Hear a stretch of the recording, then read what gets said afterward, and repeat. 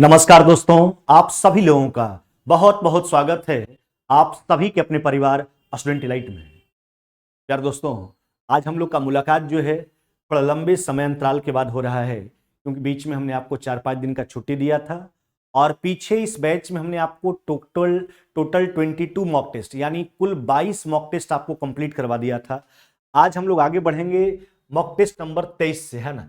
चलिए, तो आज हम लोग का मैथ रीजनिंग का मॉक टेस्ट नंबर 23 है ना। क्वेश्चन पेपर आपको टाइम पर दे दिया गया था, उम्मीद करते हैं बना करके बैठे होंगे। चलिए शुरुआत करते हैं डायरेक्ट प्रश्न। कहता 3 अंक वाला एक संख्या है 4x3। देखिए, कहता 3 अंकों की एक संख्या है, वह संख्या क्या है आपका 4x3। कहता को 984 में जोड़ने पर, ध्यान दीजिएगा, इसको 984 में जोड़ने पर जो है 4 अंक वाला एक संख्या 13/7 प्राप्त होता है। ध्यान दीजिएगा, इससे जो है क्या मिलता है, एक 4 अंक वाला संख्या जोड़ने पर 13/7। जो हम बार बार बोलते हैं कि हु और हुम का प्रयोग जो है मैथमेटिक्स में आपको ज्यादा मिलेगा, मैथमेटिक्स रीजनिंग में जो जिसे, है ना। तो इसका इस्तेमाल, यह रिलेटिव प्रोनाउन है, इसका इस्तेमाल इसके पहले वाले नाउन के लिए, यह किसके लिए आया, यही संख्या के लिए आया, 13/7 के लिए आया। कहता है कि जो 11 से पूर्णतः विभक्त है, यानी 13/7 जो है वह 11 से क्या है, पूर्णतः विभक्त है। फिर से समझिए, 3 अंक वाला एक संख्या है 4x3, इसको 984 में जोड़ने पर 4 अंक वाला एक संख्या 13/7 प्राप्त होता है, जो यानी 13/7 11 से पूर्णतः विभक्त है। तो x प्लस वाई का मान बताने के लिए बोला जा रहा है।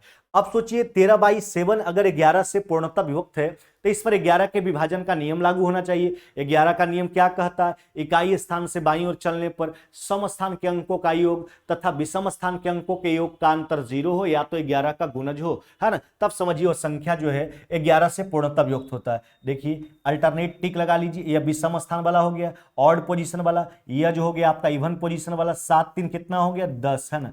माइनस में 1 प्लस में कितना हो गया आपका 22, है ना। देखिए, अंतर या तो 0 का या तो 11 का गुणज का, यानी 22 बराबर कितना हो जाएगा आपका, 22 बराबर 9। अंतर तो यहां 0 का ही लाना होगा। अगर 11 का मल्टीपल आप प्राप्त करना चाहते हैं तो इसी को बढ़ाना होगा। सोचिए, तो ये 10 है आपका, है ना। 11 प्राप्त करने के लिए इसको 21 बनाना होगा, है ना। तो 21 बनेगा तब ना, 21 में से 10 घटेगा आपका तो 11 मिलेगा। 21 बनाने के लिए 22 को 20 रखना होगा, तो 20 रखोगे 22, तो सोचो 22 के स्थान पर 20 रखोगे तो 4 अंक वाला कहां होगा, यह तो 5 अंक वाला संख्या हो जाएगा। इसलिए यहां पर जब भी होगा तो अंतर 0 ही लाना होगा। अतः 22 बराबर कितना हो गया 9, है ना। अब सोचो 22 बराबर हो गया आपका 9। अब यहां रख करके जोड़ करके देखिए, 4 3 7, x बराबर कितना रखना होगा आपको 1, 1 और 8 कितना 9, और 9 4 कितना 13, तो x बराबर 1, 22 बराबर 9। आपसे क्या कहता है, x प्लस 22 पूछा जा रहा है। ध्यान दीजिएगा, x प्लस 22 आपसे पूछा जा रहा है। तो x बराबर 1 हो गया, 22 बराबर 9 हो गया, 1 प्लस में 9, यानी रिजल्ट कितना हो जाएगा आपका 10, नहीं कितना हो जाएगा आपका x प्लस वाई का मान, तो x प्लस वाई का मान हो जाएगा आपका 10। क्या हो जाएगा मेरे भाई 10। हाँ, थोड़ा समझने वाला प्रश्न था, कंसेप्ट वाला था प्रश्न था, लेकिन कोई दिक्कत का बात नहीं, जैसे जैसे बोला वैसे वैसे काम कर लीजिए, आपका रिजल्ट आ जाएगा आसानी से, x प्लस वाई बराबर 10। चलिए अगले सवाल की ओर आते हैं।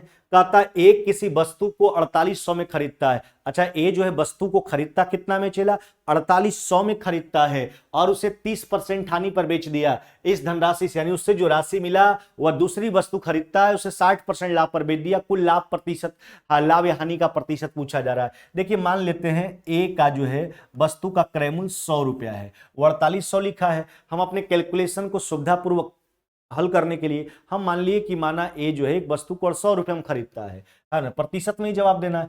30% हानि पर वस्तु को बेचता, सोचो, अच्छा 100 रुपए में खरीदा, 30% हानि पर बेचने का मतलब कितना में बेचा, 70 में, नहीं। और जो देखो, ये तो हानि पर बेचा, वस्तु खरीदा 100 रुपया में, 30% हानि पर बेच दिया, यानी 70 में बेचा। अब इससे जो इसको राशि प्राप्त हुआ है 70 रुपया, एक वस्तु खरीदता है और इसको बेच देता है 60% लाभ पर। चलिए 60% लाभ का फ्रैक्शन लगा दीजिए, है ना। 60% लाभ पर 2 शून्य कट गया, 16 सत्ते बलियोतल से। अब सोचो, अंततः इसको एक बार तो हानि पर वस्तु को बेचा था, लेकिन उस राशि से फिर वो एक वस्तु और खरीदता है और उसको बेच देता है 60% लाभ पर। अब देखिए 100 रुपया से व्यापार करना शुरू किया था, अंततः 112 रुपया इसको प्राप्त हुआ। यानी अगर देखा जाए तो पूरे व्यापार में, पूरे मसला में, है ना, ए को क्या हो जाएगा, 12% का लाभ हो जाएगा। हाँ मेरे भाई, ए को क्या हो जाएगा पूरे व्यापार में, तो 12% का लाभ हो जाएगा। हाँ, पहली बार भले वस्तु को हानि पर बेच रहा था, लेकिन दूसरा बार इतना प्रॉफिट ले लिया कि पूरे व्यापार में उसको लाभ हो गया। 100 रुपया से व्यापार करना शुरू किया था और 112 रुपया उसको अंत प्राप्त हुआ, यानी पूरे व्यापार में 12% का उसको लाभ हो गया।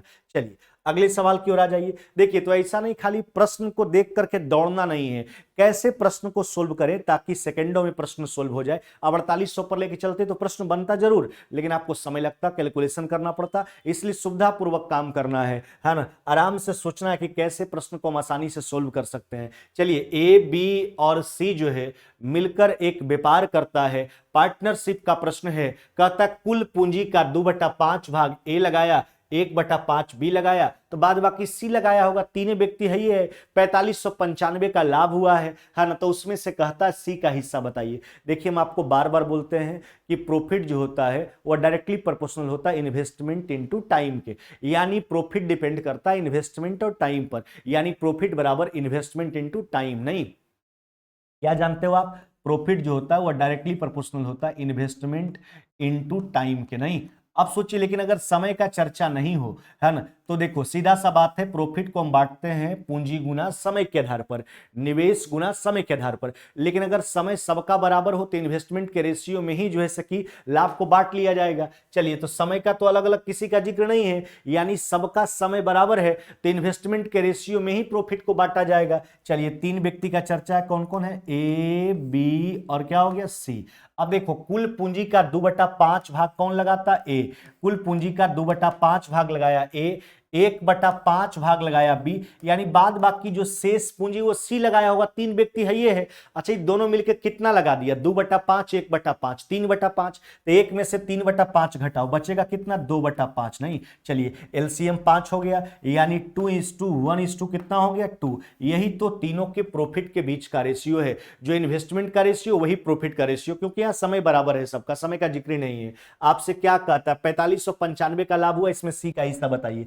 चलिए, पूरा लाभ हुआ 4595, है ना। अब अगर यूनिट देखा जाए लाभ का तीनों का, तो यह 5 यूनिट, सी का यूनिट कितना हो जाएगा, 2। चलो 5 से काटो, 5 से 9 बार में, है ना, 5 से 1 बार में, 919 गुना 2, यानी कितना हो जाएगा आपका, यह 1838 रुपया हो जाएगा। क्या हो जाएगा, 1838 रुपया आपका आंसर हो जाएगा। क्या मेरे भाई, 1838 रुपया। कौन सा उत्तर करोगे, ऑप्शन नंबर आपका ए हो जाएगा, यानी 4595 रुपया के लाभ में जो है सकी सी का जो हिस्सा होगा वह 1838 रुपया होगा।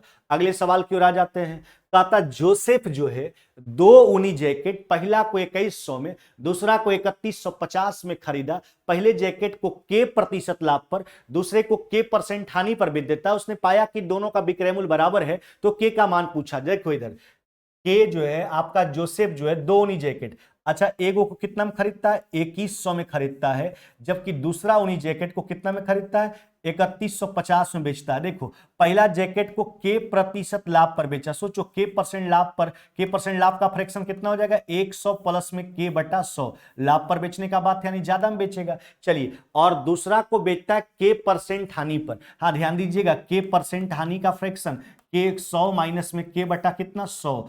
अब देखिए, प्रश्न के हिसाब से कहता है कि दोनों का विक्रय मूल्य जो है, दोनों जैकेट को समान कीमत पर बेचा। हाँ मेरे भाई, यानी दोनों जैकेट का विक्रय मूल्य बराबर है, विक्रय मूल्य को बराबर कर लीजिए। चलिए, काट के हटा लीजिए। देखो, एक शून्य तो कट जाएगा, 105 से 2 बार में, 105 से 3 बार में, सोल्व कर लीजिए, तो यह हो जाएगा आपका 200 प्लस में 2 के, है ना, बराबर में हो जाएगा आपका 300 माइनस में क्या हो जाएगा आपका 3 के, इधर भेजिए, तो यह हो जाएगा 5 के बराबर में कितना हो जाएगा आपका 100, है ना।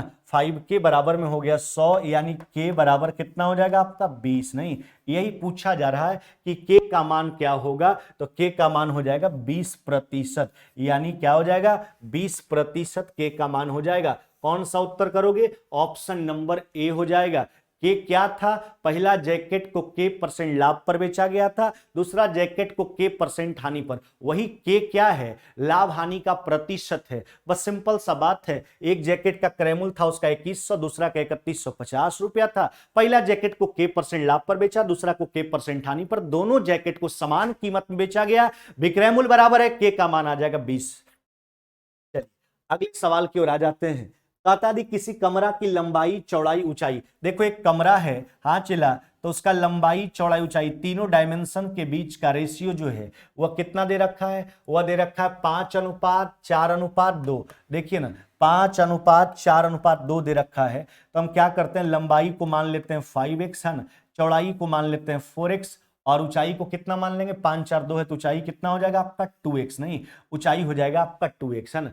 5:4:2 का रेशियो है, अनुपात को हटाएंगे, कोई ना कोई अनुपातिक राशि लगाएंगे। तो लंबाई को हमने मान लिया 5x, चौड़ाई 4x, ऊंचाई 2x। यदि उसके चारों दीवारों का क्षेत्रफल 144 वर्ग मीटर है। अच्छा, चार दीवारी का क्षेत्रफल दे रखा है, कमरा का चार दीवारी का क्षेत्रफल कितना दे रखा है, 144।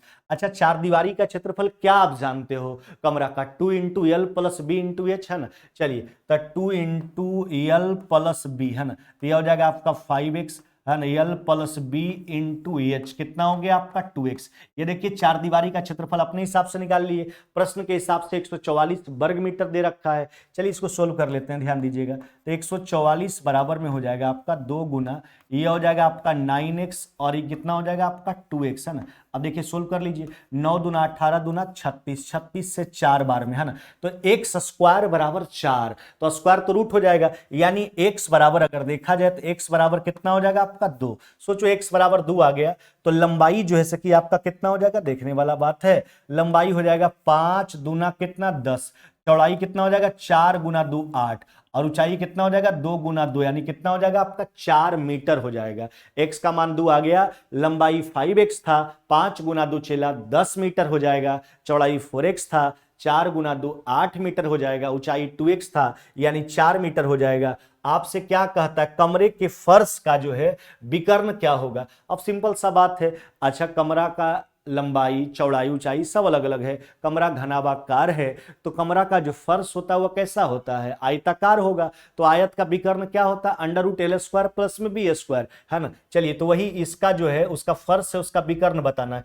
फर्श तो आयताकार होगा, L और B उसमें लेंथ और ब्रेथ होगा, तो उसका विकर्ण हो जाएगा √L² प्लस में B² यानी √10 का स्क्वायर और प्लस में कितना 8 का स्क्वायर, यानी 100 प्लस में 64 कितना हो जाएगा आपका 164, यानी हो जाएगा आपका 2√41 कितना मेरे भाई 2√41 मीटर आपका राइट आंसर हो जाएगा। 2√41 मीटर है ना। कौन सा उत्तर करोगे, ऑप्शन नंबर आपका ए हो जाएगा, 2√41 मीटर है ना। कमरा का जो फर्श है उसका विकर्ण बताना है, फर्श आयताकार होगा, आयत का विकर्ण √L² प्लस में B²। चलिए अगले सवाल की ओर आते हैं। कहता है एक नाव धारा की विपरीत दिशा में B से A की ओर, धारा की दिशा में A से B की ओर 3 घंटा में तय कर, देखिए यानी B से A की ओर धारा के विपरीत जाता है और फिर वापस जो है ना A से B की ओर धारा के साथ लौट के आता है। टोटल आने जाने में समय जो लगा है ना एक नाव को, वह लगा है 3 घंटा। कहता शांत जल में नाव का चाल 9 है, धारा का चाल 3 है, ए और बी के बीच का दूरी बताना है। सोचो गया धारा के विपरीत तो चाल घट जाएगा है ना, तो 9 में से 3 चला जाएगा, कितना हो जाएगा 6, धारा के विपरीत जाएगा चाल घटेगा, लौटा धारा के साथ तो चाल जुटेगा, 9 3 कितना हो गया 12, यह स्पीड का रेशियो हो गया है ना, स्पीड का रेशियो 1:2। अब देखो डिस्टेंस कांस्टेंट है ना, ए से बी जाता है और फिर यानी बी से ए जाता है फिर वापस बी से ए से बी आता है ना, तो ए से बी ही दूरी है, डिस्टेंस कांस्टेंट है, स्पीड और टाइम एक दूसरे का इनवर्सली प्रोपोर्शनल हो जाएगा, यानी टाइम का रेशियो 2:1 हो जाएगा। आने और जाने में कुल कितना समय लगा है, आने और जाने में जो है कुल जो समय लगा वह 3 घंटा का, कितना लगा 3 घंटा का, जो 3 यूनिट का मान है। किसी एक स्थिति का समय निकालो, देखो जिस स्थिति का समय निकालोगे उसी के वास्तविक चाल में आपको गुना करके दूरी निकालना होगा। तो अगर पहला वाला का वास्तविक समय निकालें जो धारा के विपरीत था, तो उसी के वास्तविक चाल में आप गुना कर लीजिए, दूरी निकल करके आ जाएगा है ना, यानी वह जो ए से बी का जो दूरी है वह दूरी कितना हो जाएगा आपका, वह हो जाएगा 12 किलोमीटर। कितना मेरे भाई, ए से बी का जो दूरी है वह दूरी हो जाएगा आपका 12 किलोमीटर। कौन सा उत्तर करोगे, ऑप्शन नंबर ए। आप दूसरा स्थिति का अगर आप समय निकालते धारा के विपरीत वाला वाला 1 यूनिट, तो वहां उसका वास्तविक चाल था धारा के विरुद्ध 12, तो दूरी निकालने के लिए चाल से गुना कर लेते तो भी दूरी निकल करके आ जाता। चलिए अगले सवाल की ओर आ जाते हैं। कहता 320 केले का क्रय मूल्य 400 केले के विक्रय मूल्य के बराबर है। पहले देखिए इसको बना लीजिए, क्या बोलता है। कहता 320 केला का जो कॉस्ट प्राइस है ना, वह कहता है 400 केला के सेलिंग प्राइस के बराबर है, नहीं 400 केला के सेलिंग प्राइस के बराबर है। यहां से कॉस्ट प्राइस और सेलिंग प्राइस के बीच का रेशियो निकाल लीजिए, पता लग जाएगा कि लाभ होने वाला है कि 80 से 4 बार में कट जाएगा, 5 बार में, यानी अगर देखा जाए तो कॉस्ट प्राइस और सेलिंग प्राइस का रेशियो जो हो जाएगा वह क्या हो जाएगा आपका 5:4 हो जाएगा। सोचो cost price 5 unit, selling price 4 unit, यानी क्या होगा, लॉस होगा, नहीं हानि होगा। देख लीजिए 5 unit cost price, selling price 4 unit. चलिए लॉस का प्रतिशत निकालिए, लॉस कितना यूनिट का, 1 यूनिट का, कहां से 5 से, यानी एक जो है 5 का कितना परसेंट है, 100/5, यानी कितना हो जाएगा आपका 20%, नहीं यानी लॉस का जो प्रतिशत है वह कितना हो जाएगा आपका 20% है ना। यानी व्यापारी को क्या प्राप्त होगा इस परिस्थिति में, इस पूरे प्रक्रिया में, तो 20% का हानि मिलेगा। देखो ऑप्शन में हानि भी है लाभ भी है, गलती से लाभ वाला मत टिक कर देना मेरे भाई। चलो यह तो ऐसे बनाने का तरकीब हुआ। एक तरकीब इस प्रकार के प्रश्न का हम और आपको सिखाए हैं, और वह तरकीब यह है कि हाँ चेला देखो, जब भी ऐसा प्रश्न अगर आपसे पूछा जाए तो उल्टा मान लो, क्रयमूल वाला को विक्रयमूल, विक्रयमूल वाला को क्रयमूल, है ना, उल्टा मान लीजिए, बस उल्टा। देखो 320 केले का क्रयमूल या विक्रयमूल का काम करेगा, 400 केले के विक्रयमूल के बराबर है, यह क्रयमूल का काम करेगा, आपको खुद ब खुद पता लग जाएगा, बस उल्टा मानना है। जब भी बोले इतना का क्रयमूल इतना के विक्रयमूल के बराबर है, क्रयमूल वाला को विक्रयमूल मान लो, विक्रयमूल वाला को क्रयमूल मान लो, पता लग जाएगा कि लाभ होने वाला कि हानि, उसका प्रतिशत निकाल लीजिए। सोचो क्रयमूल 400, विक्रयमूल 320, यानी हानि होगा, हानि कितना का होगा 80 का, कहां से 400 से, यानी 80 जो है 400 का कितना प्रतिशत है, 5 से 20 बार में, यानी हानि का जो प्रतिशत है वह कितना हो जाएगा आपका 20, नहीं हानि का जो प्रतिशत है वह कितना हो जाएगा आपका 20। चलिए अगले सवाल की ओर आ जाते हैं, ध्यान दीजिएगा। कहता 10 रुपया में 11 केले बेचने से 20% का हानि होता। देखो चला, वस्तु के अगर रुपया वाला स्थिति होता तो लाभ कमाना होता ज्यादा में बेचते हैं, हानि पर बेचना होता तो कम में बेचते हैं। लेकिन वस्तु की स्थिति में आप देखते होंगे, जैसे 1 रुपया में 10 गो चॉकलेट हम खरीदे, हम दुकानदार हैं, तो लाभ चाहिए तो कम बेचेंगे तब लाभ होगा, ज्यादा बेच दोगे तो घर का आटा गील करोगे। तो वस्तु की स्थिति में अगर लाभ चाहिए तो कम बेचना होता है, हानि पर बेचना होता है ज्यादा बेच देना होता है। सोचो तो 10 रुपया में 11 केला जब बेचता है, ध्यान दीजिएगा, 11 केला बेचा तो 20% का हानि हो गया, नहीं क्या हो गया 20% का हानि। हानि तब होगा जब ज्यादा बेच दे रहा, यानी खरीदा होगा कम, 20% हानि का फ्रैक्शन 80 बटा कितना हो गया 100। यानी कहने का मतलब है कि 10 रुपया में कितना केला खरीदा गया था, यह निकल करके आ गया। अब कहता है 10% लाभ कमाने के लिए 10 रुपया में कितने केले बेचने होंगे। लाभ कमाना है, वस्तु का स्थिति है तो कम बेचना होगा, 10% लाभ का फ्रैक्शन 110/100, लेकिन कम करने के लिए कम वाला ऊपर, ज्यादा वाला नीचे। चलिए काट करके हटा लीजिए, 11 यहां से एक शून्य निकाल के हटा दीजिए, यानी 10% लाभ कमाने हेतु, है ना, 10% लाभ कमाने हेतु 10 रुपया में बेचे जाने वाले केलों का जो संख्या होगा वह संख्या कितना हो जाएगा आपका 8 हो जाएगा मेरे भाई। क्या हो जाएगा 8। चलिए अगले सवाल की ओर आ जाते हैं। कहता है कि निश्चित धनराशि 15 वर्षों में चक्रवृद्धि ब्याज से दुगुना हो जाता है, वो अपने आप से 8 गुना होने में कितने वर्षों का समय लेगा। एक बात ध्यान रखना कि चक्रवृद्धि ब्याज का जो धन होता है मेरे भाई, वह गुणोत्तर श्रेणी के हिसाब से बढ़ता है, ज्योमेट्रिक प्रोग्रेशन के हिसाब से बढ़ा करता है। या प्रोग्रेशन आप समझते होंगे, आपका प्रोग्रेशन 3 प्रकार का होता है, एपी, जीपी, एचपी। जब पदों के बीच का अंतर समान होता है तो उसको एपी के दायरा में रखा जाता है, रेशियो समान होता है तो उसको जीपी के दायरा में रखा जाता है, एपी का जो व्युत्क्रम होता है उल्टा जो होता है वो आपका एचपी हो जाता है। तो गुणोत्तर श्रेणी के हिसाब से बढ़ा करता है चक्रवृद्धि ब्याज में धन। देखिए 15 वर्ष में राशि क्या हो जाता है दुगुना, अगला 15 वर्ष में राशि हो जाएगा इसका दुगुना, अगला 15 वर्ष में राशि हो जाएगा इसका दुगुना, 8 गुना हो गया। कितने वर्षों में 8 गुना हो गया, तो 15 तरीके कितना हो जाएगा आपका 45 वर्ष। कितने वर्षों में, तो 45 वर्षों में 8 गुना हो गया। हाँ मेरे भाई कितने वर्षों में, 45 वर्षों में राशि जो है वो 8 गुना हो गया आपका। चलिए अगले सवाल की ओर आ जाइए।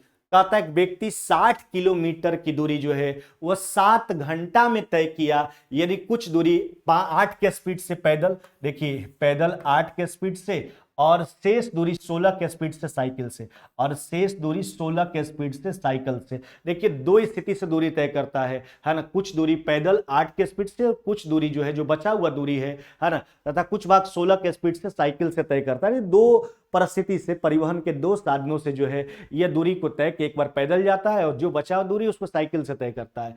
अच्छा देखिए आप चाल लेके चल रहे हो तो औसत चाल क्या हो जाएगा, टोटल दूरी 60 किलोमीटर 7 घंटा में, तो औसत चाल हो जाएगा 60 बटा कितना 7। चलिए एलिगेशन लगा दीजिए। लेकिन एक बात ध्यान रखना कि अगर आप स्पीड लेके चल रहे हो एलिगेशन में तो एक्चुअली उल्टा हो जाता है, तो यहाँ टाइम का रेशियो आ जाएगा 16 सत्ते बलियोतल से, यानी 52 बटा कितना हो गया आपका 7। हाँ मेरे भाई 56, 4 बटा कितना हो गया 7, 7 तो आपका एलसीएम हो जाएगा, ऊपर से 4 कॉमन, यानी 13 अनुपात कितना हो जाएगा आपका 1, नहीं 13 अनुपात 1। यह रेशियो किसका आ जाएगा, टाइम का, क्योंकि आपने स्पीड को लेकर चला है, इसमें इन्वर्स उल्टा हो जाता है घटने के बाद, तो यह टाइम का रेशियो आ गया।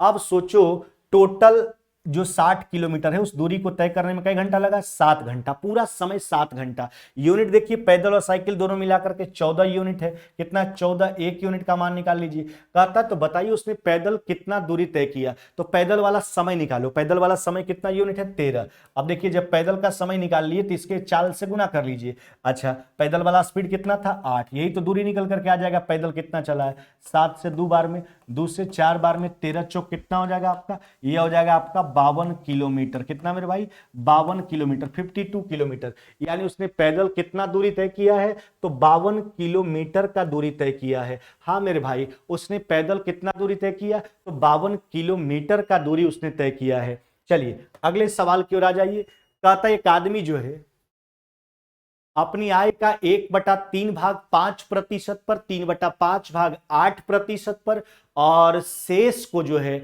वह 15% प्रति वर्ष की दर से निवेश करता है। यदि 1 वर्ष बाद जो है उसको ब्याज के रूप में 1232 रुपया प्राप्त होता है, तो उसकी आय आपसे पूछा जा रहा है। चलिए देखो एक बात ध्यान रखना, व्यक्ति अपनी आय का, व्यक्ति का इनकम को मान लेते हैं कितना 1।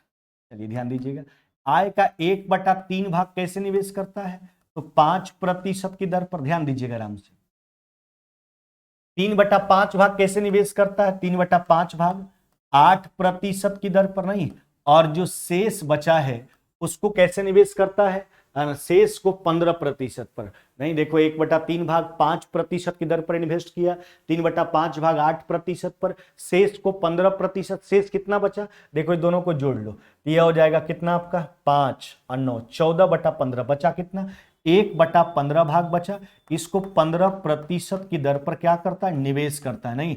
अच्छा अब क्या कहता है, 1 वर्ष बाद उसको ब्याज के रूप में, यानी कहने का मतलब 1 वर्ष का ब्याज जो है पूरे जो बांट करके अपने आय को इन्वेस्ट किया है उससे 1232 रुपया मिलता है, उसका आय को हमने 1 मान लिया, इधर पूरा ब्याज लिखा हुआ है, यानी आय और ब्याज का रेशियो आ जाएगा। चलिए ध्यान दीजिएगा, इसको काट लीजिए 15 से 15, एलसीएम कितना हो जाएगा आपका, एलसीएम हो जाएगा आपका देखा जाए तो 1500 हो जाएगा। कितना मेरे भाई, एलसीएम आपका हो जाएगा 1500। अच्छा देखो यहाँ कितना हो गया 300, यानी 25 है ना, और यह हो जाएगा 24 तरीके कितना 72 है ना, यहाँ 25, यहाँ 72, और यहाँ कितना हो जाएगा आपका 15, नहीं तो 25 15 हो गया 40, 40 72 कितना हो जाएगा आपका, यह हो जाएगा 112, नहीं 112। देखिए यह आय और उसके द्वारा जो निवेश किया गया राशि उससे प्राप्त ब्याज का रेशियो है। ब्याज उसको कितना मिलता है, ब्याज मिलता है 1232, जो 112 यूनिट का मान है।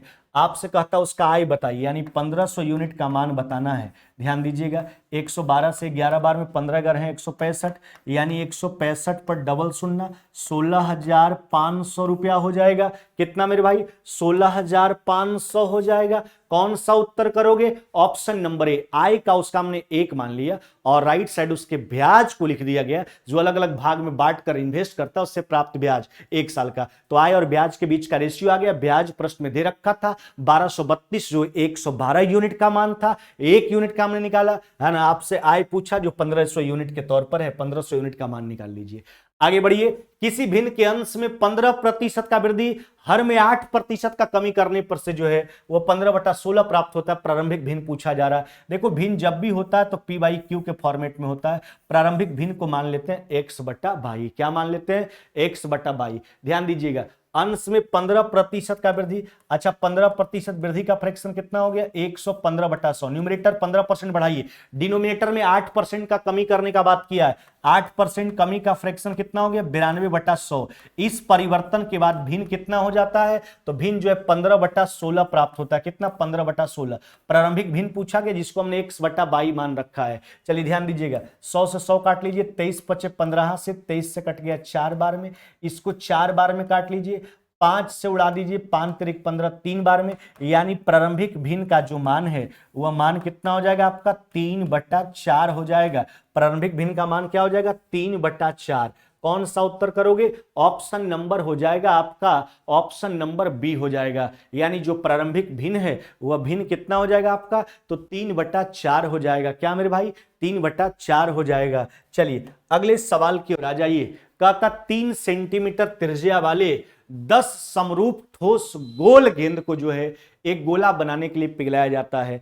10 गो एक जैसा गेंद को जो है 3 सेंटीमीटर त्रिज्या वाले को पिघलाकर एक बड़ा गोल। इस प्रक्रिया में जो है 20% ठोस जो है वह व्यर्थ हो जाता, नहीं बर्बाद हो जाता है। तो सबसे बड़े गोले, जो बड़ा गोला बना रहा है उसका रेडियस पूछा जा रहा है। अच्छा, 3 सेंटीमीटर त्रिज्या वाला गोला का बात है। अच्छा, गोला का आयतन क्या होता है? 4/3 पाई आर क्यूब। 3 सेंटीमीटर त्रिज्या वाला, यह तो एक गोला हुआ। ऐसा ऐसा कितना गोला का बात किया? 10 गोला को पिघलाया गया, तो यह 10 गोला का आयतन है। इसी से एक बड़ा गोला का निर्माण किया जाए, लेकिन इसमें 20% ठोस में व्यर्थ हो गया, तो बचा कितना इसका? 80%। इसी से बड़ा गोला का निर्माण हो रहा है। तो यह बड़ा गोला का आयतन है। गोला का आयतन 4/3 पाई आर क्यूब, तो 4/3 पाई से डिवाइड करेंगे तो बड़ा वाला का रेडियस का क्यूब बचेगा, उसका क्यूब रूट कर लीजिए। क्या कर लीजिए? क्यूब रूट कर लीजिए, उसका रेडियस निकल करके आ जाएगा। देखो 4/3 पाई काट करके हटा लीजिए। देखो 2 शून्य कट गया मेरे भाई। 3 का क्यूब 8, 2 का क्यूब, तो एगो 3 एगो 2 बाहर हो जाएगा। 3 गुना 2 यानी कितना हो जाएगा आपका? यह हो जाएगा आपका 6 सेंटीमीटर हो जाएगा। क्या हो जाएगा? 6 सेंटीमीटर हो जाएगा। यानी बड़ा गोला का जो रेडियस है वह रेडियस कितना हो जाएगा मेरे भाई? तो 6 सेंटीमीटर हो जाएगा। क्या हो जाएगा? 6 सेंटीमीटर बड़ा वाला का रेडियस हो जाएगा। चलिए अगले सवाल की ओर आ जाते हैं। देखिए ऐसा प्रश्न आपको कई बार हमने बताया है। देखो इसमें क्या होता है, जो हर होता है ऐसे दो भागों में टूटा रहता है कि हर बार पहला का सेकंड, उसके अगला का फर्स्ट, कंटिन्यूटी है। लेकिन देखिए नीचे अंतर 4 का है, ऊपर 1 है हर जगह। तो क्या करेंगे? अंतर 1 बटा अंतर से बाहर में गुना कर लेंगे। अंतर कितना का? 4 का, 1/4 से गुना करेंगे। अब कुछ नहीं, 1 बटा पहला टर्म और माइनस में 1 बटा लास्ट वाला टर्म, यही काम करना है। देखो जितना का अंतर होता, अगर उतना ऊपर होता तब तो कुछ करने की आवश्यकता ही नहीं होती, बस 1 बटा पहला माइनस में 1 बटा लास्ट वाला टर्म।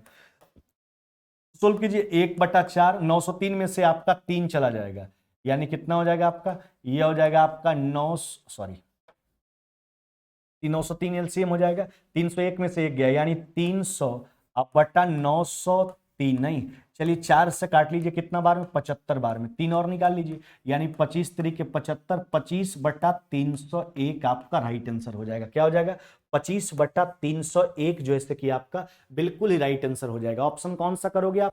ऑप्शन नंबर हो जाएगा आपका सी। क्या मेरे भाई? ऑप्शन।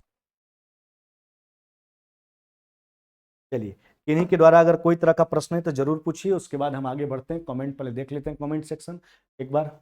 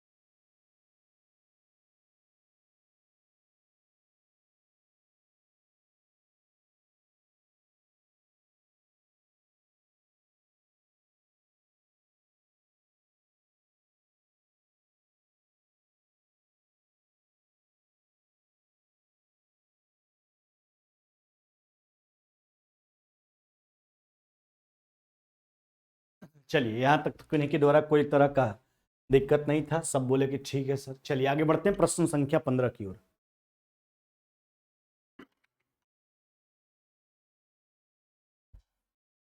कहता है परीक्षा में जो है 70% विद्यार्थी अंग्रेजी में, 65% गणित में उत्तीर्ण हुआ यानी पास हुआ, 27% दोनों विषयों में जो है अनुत्तीर्ण रहा, फेल रहा। हम बार बार बोलते हैं प्रश्न किसको लेकर बनाए, तो जो इंटरसेक्शन पार्ट कहेगा उसी को लेकर चलेंगे। 27% दोनों में अनुत्तीर्ण हुआ यानी फेल वाला को ही लेकर प्रश्न बनाएंगे। किसको लेकर बनाएंगे? फेल वाला को ही लेकर प्रश्न बनाएंगे, ध्यान दीजिएगा। तो बात अंग्रेजी का और मैथमेटिक्स का, ध्यान दीजिएगा, इंग्लिश का और मैथमेटिक्स का। अच्छा, दोनों में कितना परसेंट फेल किया? 27% फेल किया दोनों में। कितना? 70% अंग्रेजी में पास किया, पास दे दिया, फेल निकालिए। 100 में 70 घटाओ यानी अंग्रेजी में फेल कितना हो जाएगा? 30। गणित में जो है 65% पास दिया, उत्तीर्ण दिया, तो फेल कितना हो जाएगा? 100 में से 65 गया 35। अब देखिए केवल अंग्रेजी में फेल निकालिए तो अंग्रेजी में फेल 30, दोनों में 27, 30 में 27 गया कितना हो जाएगा? 3। केवल मैथमेटिक्स में निकालो, 35 में 27 गया कितना? 8। तो कुल फेल निकल के आ गया। तो पास निकालने के लिए 100 में से घटा लीजिए, तो कुल पास का प्रतिशत 100 माइनस में 3 प्लस में 27 प्लस में कितना हो गया आपका? 8। तो टोटल में से जो है कुल फेल को घटा लिए तो कुल पास का प्रतिशत आ गया। तो 30 और 8 कितना हो गया आपका? 38। यानी पास का प्रतिशत कितना हो गया आपका? 62। नहीं मेरे भाई, 62। जबकि पास वाले का, कुल पास वालों का संख्या कितना? 248। कितना? 248, जो 62% का मान है। आपसे कहता है परीक्षा में कुल कितने विद्यार्थी शामिल हुए, यानी 100% का मान आपको बताना है। चलो 62 से काट लो, कितना बार में? 4 बार में, है ना। यानी आपका रिजल्ट कितना हो जाएगा? 400। यानी परीक्षा में शामिल कुल विद्यार्थियों का जो संख्या है वह संख्या कितना हो जाएगा आपका? 400 हो जाएगा। कितना मेरे भाई? 400। चलिए अगले सवाल की ओर आ जाते हैं।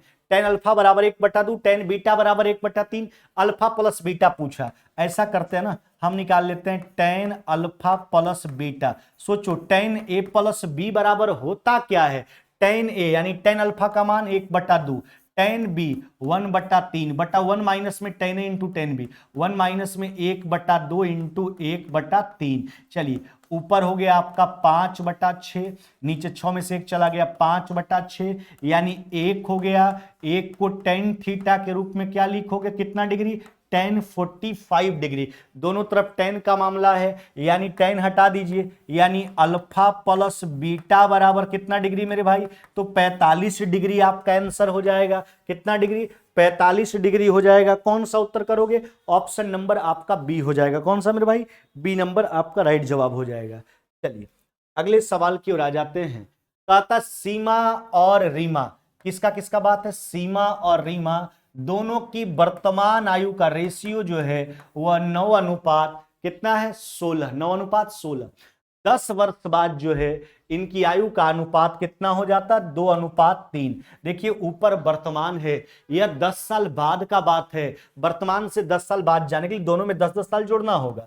जब समान राशि जोड़ते घटाते हैं तो अंतर को बराबर करते हैं। यहाँ 7 का डिफरेंस है, यहाँ जो है कि 1 का डिफरेंस है, इसमें जो है कि 7 से गुना कर लीजिए। नहीं, इसमें आप 7 से गुना कर लीजिए, है ना। समान राशि जुटेगा घटेगा, अंतर को बराबर करेंगे रेशियो के कंसेप्ट के अनुसार। अब देखो 10 साल बढ़ता, यूनिट देखो तो 9 14 यानी कितना बढ़ा? 5। 16 21 कितना बढ़ा? 5। बढ़ता कैसे साल है? बढ़ता 10 साल है, जो 5 यूनिट का मान है, 1 यूनिट का निकाल लिया हमने। कहता है इन दोनों की आयु में कितने वर्ष का अंतर है? अच्छा सोचो, अंतर कभी भी दो व्यक्ति की आयु के बीच का बदलता नहीं है। अगर हम दो भाई के बीच में अंतर अगर जन्म के समय 3 साल 4 साल जो भी हो, तो वह मरणोपरांत भी अंतर वही रहता है। अगर 3 साल का दो भाई के बीच में डिफरेंस है उम्र में, तो मरणोपरांत भी अंतर वही रहेगा, अंतर कभी बदलता नहीं है। तो अंतर प्रारंभ का लीजिए चाहे 10 साल बाद का लीजिए, अंतर अंतर ही होगा। अंतर देखिए 7 यूनिट का है। चलिए 5 से काट लीजिए 2 बार में, यानी 7 गुना 2 कितना हो जाएगा आपका? यह हो जाएगा 14 वर्ष। यानी सीमा और रीमा के आयु के बीच का जो अंतर है वह अंतर कितना वर्ष का है? तो 14 वर्ष का है। अगले सवाल की ओर आ जाते हैं। कहता चाय के मूल्य में 25% की गिरावट यानी कमी आ जाने से एक व्यक्ति 36 रुपया में 1 किलो चाय अधिक, देखिए 36 रुपया, अपने ऊपर लेके जाइए बात को, हम 36 रुपया कंटिन्यूटी जो है मार्केट लेके जाया करते थे, उसके बदले हमको चाय का कुछ मात्रा मिलता था, 2 किलो 4 किलो जो भी हो, आज के जमाना में इतना सस्ता चाय नहीं है। लेकिन जब एक दिन गए तो दुकानदारवा बोला आज कीमत घट गया 25%, यानी उसी 25% घटने के कारण जितना 36 रुपया मिलता था आपको, आज उससे 1 किलो चाय आपको ज्यादा मिलेगा। अच्छा, वही पैसा में 1 किलो चाय ज्यादा मिल रहा है, उसका कारण क्या? कीमत में 25% का कमी, यानी 36 का जो 25% है ना, वह वर्तमान में 1 किलो चाय का कीमत है। यह वर्तमान में 1 किलो चाय का कीमत हुआ। आपसे चाय का पुराना भाव पूछा, पहले वाला पूछा, तो कीमत में भी गिरावट हुआ, कमी आया है। 25% कमी का फ्रैक्शन 75/100, यानी पहले का कीमत तो ज्यादा होगा। तो ज्यादा करने के लिए ज्यादा वाला ऊपर और कम वाला नीचे, यही तो है मेरे भाई। 100 काट लो, 25 से 3 बार में, 3 से काट लीजिए 12 बार में, यानी चाय का पुराना भाव कितना हो जाएगा? तो 12 रुपए प्रति किलोग्राम हो जाएगा। कितना मेरे भाई? 12 रुपए प्रति किलोग्राम हो जाएगा चाय का जो है पुराना भाव, 12 रुपए। ऑप्शन कौन सा करोगे? ऑप्शन नंबर आपका सी हो जाएगा। चलिए अगले सवाल की ओर आ जाइए। कहता 10 संख्याओं का औसत 12 है, अगर प्रत्येक संख्या में 2 का वृद्धि कर लिया जाए तो नया औसत क्या होगा? देखो, अगर सारे क्वांटिटी में समान परिवर्तन होता है तो वही परिवर्तन उसके औसत मान के साथ देखने के लिए मिलता है। अगर सब में 2 का वृद्धि होगा तो औसत में 2 का वृद्धि हो जाएगा। सब आंकड़ा को दुगना करोगे औसत भी दुगना हो जाएगा, सबको दुगना करके 5 जोड़ोगे औसत भी दुगना होकर 5 हो जाएगा। तो हर एक में 2 का वृद्धि किया जा रहा है, यानी औसत भी 2 बढ़ जाएगा। औसत पहले 12 था, 12 2 कितना हो जाएगा? 14 हो जाएगा। 14। अगर हर एक क्वांटिटी में समान परिवर्तन हो तो वही परिवर्तन उसके औसत मान के साथ होता है। अगले सवाल की ओर आ जाइए। कहता एबीसी एक समकोणीय त्रिभुज जिसमें कोण ए 90 डिग्री है, ए बी 6, ए सी हो गया आपका 8। चलिए, कोण ए समकोण है, इसमें क्या बोला? A B 6 centimetre. आराम से बात को समझ, यही ए है आपका, इसमें ए बी है 6, ए सी 8। अच्छा, 8 6 कितना हो गया? 10।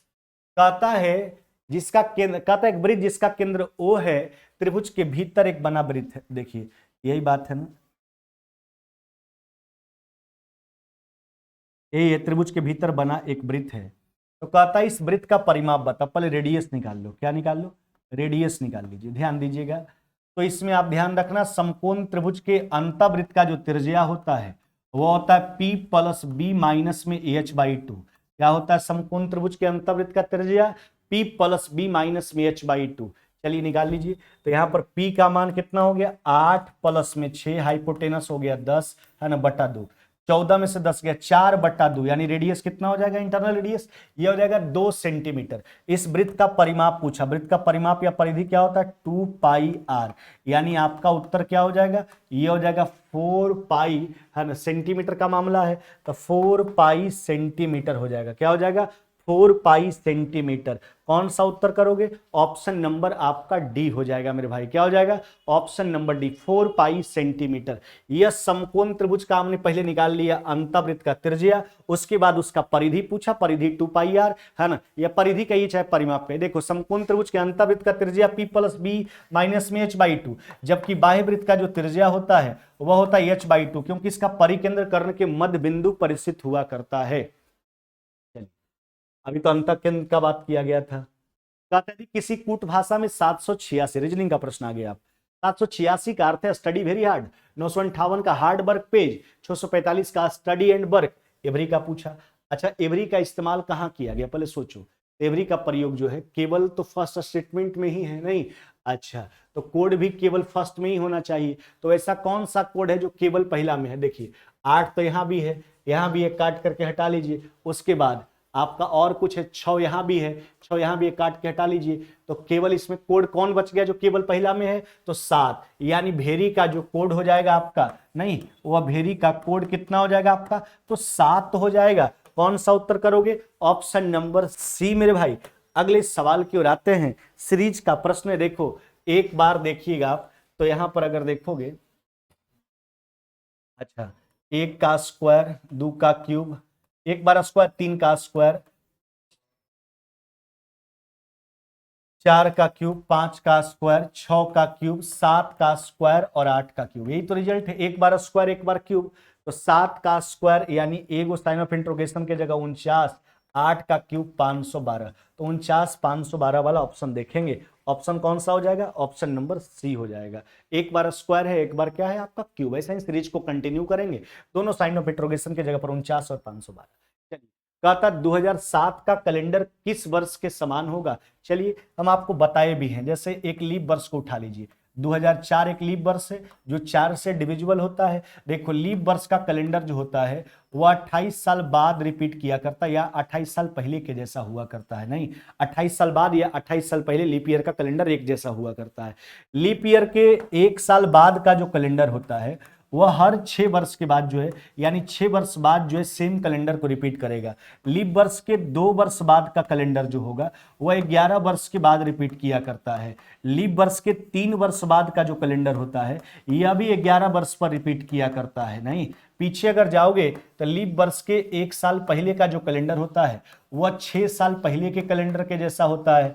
लीप वर्ष के 2 साल पहले अगर जाओगे तो यह 11 साल पहले के जैसा कैलेंडर होता है। और लीप वर्ष के 3 साल पहले जाओगे तो यह भी 11 वर्ष पहले के जैसा ही कैलेंडर रिपीट किया करता है। यही लीप वर्ष को कंसेप्ट बनाइए आप। लीप वर्ष का कैलेंडर हर 28 साल बाद या 28 साल पहले के जैसा कैलेंडर हुआ करता है ना। लीप वर्ष के 1 साल बाद का कैलेंडर 6 वर्ष पर रिपीट करेगा। लीप वर्ष के 2 वर्ष के बाद का कैलेंडर 11 वर्ष पर रिपीट करेगा।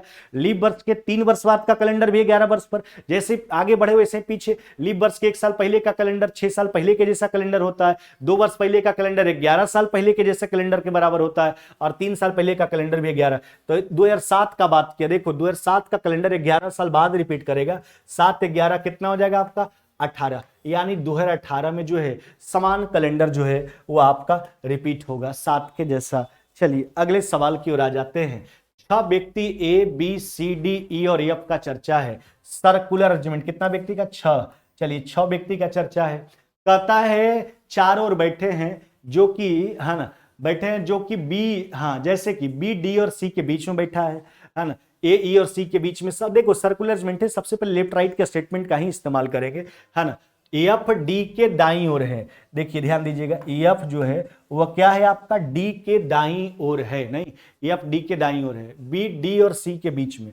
चलिए बी जो है वह डी और सी के बीच में, ए ई और सी के बीच में। ध्यान दीजिएगा, ए जो है आपका ई और सी के बीच में। सब बात स्पष्ट है। कहता क्या? ज्ञात कीजिए ए और एफ के बीच में कौन है। तो ए और एफ के बीच में कौन दिख रहा है? ई। क्या मेरे भाई? ई। ए और एफ के बीच में कौन है आपका? ई। चलिए आखिरी सवाल है आपका। 4:30 पर जो है दोनों सुई यानी घंटे और मिनट के सुई के बीच में कितने डिग्री का कोण बनेगा? चलिए तो हम क्या सिखाएं आपको? थीटा बराबर 30 घंटा माइनस में 11/2 मिनट, या फिर 11/2 मिनट माइनस में 30 घंटा। जो बड़ा होगा बड़ा वाला में छोटा वाला घटा लेना। देखो तो एक बार 30 घंटा निकालो, तो 30 घंटा निकालोगे तो घंटा का मान कितना? 4 30 है। 30 गुना 4 120।